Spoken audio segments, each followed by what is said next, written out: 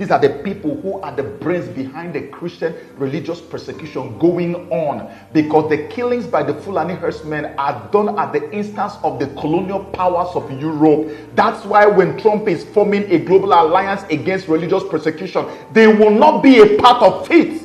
I had already done a video to tell you that United Kingdom only brought this new prime minister so that they can align him with Trump, because without aligning him with Trump, UK will collapse, because Trump had already vowed never to do anything with the EU as it is currently constituted, because the EU as you see it today is against Israel.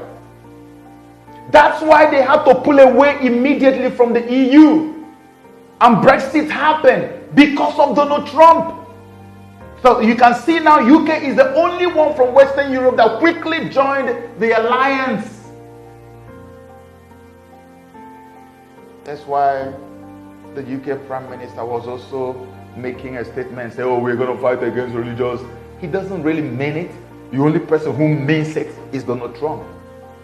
And in case you don't understand what this fight is going to look like, let me tell you the nature of this alliance, what they are capable of doing. There's a statement here, and it says the Declaration of Principles offers reactive and proactive measures for the members to use to protect freedom of religion around the world. Listen, let me read it again. It says the Declaration of Principles of this alliance actually offers reactive and proactive measures for the members to use to protect freedom of religion around the world. Reactive means something is happening somewhere. They went for intervention because something happened, so that's reactive.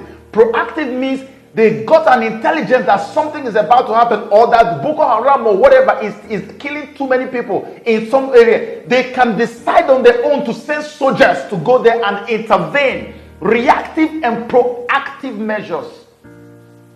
This is an alliance set up by Donald Trump to protect me and my people. And useless CNN is there telling me about visa ban or travel ban. Nonsense that I don't care about. But that's not all.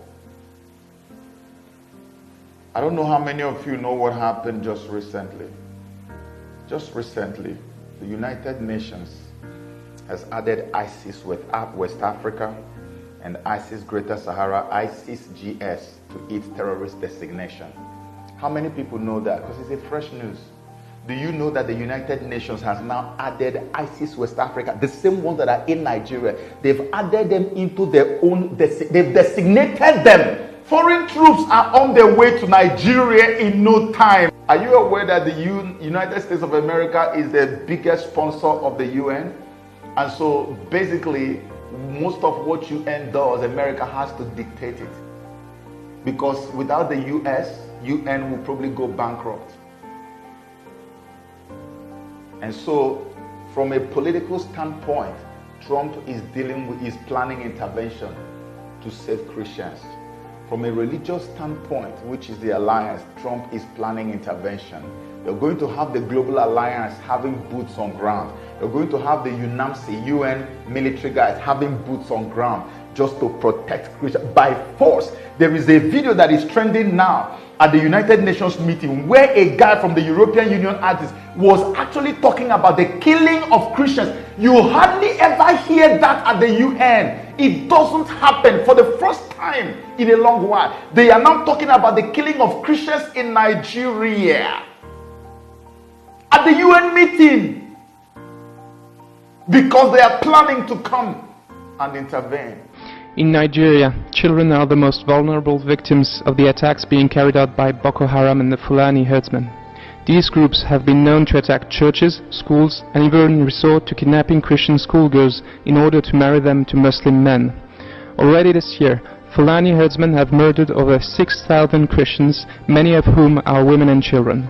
Reports indicate that since 2013, Boko Haram has abducted approximately 1,000 children in northeast Nigeria. These attacks and kidnappings have been carried out when kids are at school and are most exposed. It is estimated that Boko Haram has killed over 2,000 teachers and has destroyed more than 1,400 schools. The same ISIS that has been designated by the United Nations. This is no longer when I used to make video and say, oh, according to the International Terrorism Index. No, this is no index. United Nations now. The same people are the ones that Buhari is sending plane to go and bring back from Niger into Nigeria, and they call them repentant terrorist men, repentant Boko Haram and ISWAP, the repentant terrorists. When our people died in South Africa during the xenophobia problem of 2019, the president of Nigeria could not send any plane in official capacity to bring them. An individual businessman in Nigeria did that. Today, the president is sending plane to go and bring his repentant terrorists into Nigeria to reintegrate them into the society of Nigeria. People that we don't know what process on earth they are using to claim that they have rehabilitated them. These guys get first-class treatment. They are even promised foreign education.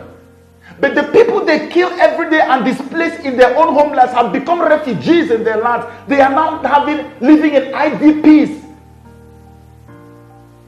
IDPs. Internally displaced persons camps. They live in IDP camps.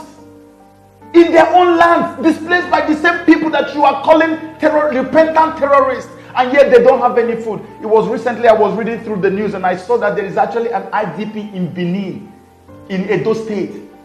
And I was wondering, Edo State is Midwest. I thought the war was happening in the north. I could not believe my eyes. IDP is actually existing in Edo State.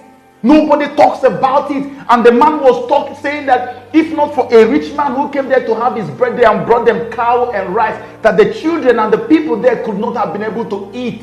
They don't have food. They don't have anything. They live in squalor. But the people who came to dispossess them of their ancestral homelands and who killed them and destroyed them are being retrieved from the battlefront and then being given first-class treatment as repentant Boko Haram. Give them good feeding, good accommodation, even promise them that if they do well, that they can become presidents of Nigeria. Hello. How in the world did we end up here? And what CNN is more interested in is to come and tell me about Trump's travel ban, when Donald Trump is having this multi-pronged approach at rescuing me from the shackles and the jaws of death. You are not interested in even reporting it. You are here telling me about the ban. You guys are downright wicked, man. You are so demonic, CNN. I've never seen anything like you. And just in case you don't believe the things I'm saying, Trump has everything, all his plans put in place rightly to defend Christians, not only in Nigeria, in Africa, because what is happening in Nigeria is happening in Burkina Faso, is happening in a few other African countries. They're killing Christians like for free, like even better than they kill chickens. So there's this guy. His name is Mr. Grenell. He's Richard Grenell. Trump just appointed him as the Director of National Intelligence in the US. And everybody's wondering, why did Trump appoint him at this critical time? Because if you want to go for the type of mission that Trump is planning to rescue Christians around the world, whoever the forces are, they have to work together closely with the national intelligence, okay?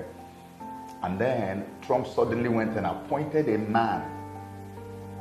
The name is very significant, and I will tell you why the name is very significant, because this is the same man who said to Nigerians, this is what the man said about Buhari, the man that Trump appointed as a Director of National Intelligence. Look at what he said about Buhari. He said, Mr. Buhari has spoken sympathetically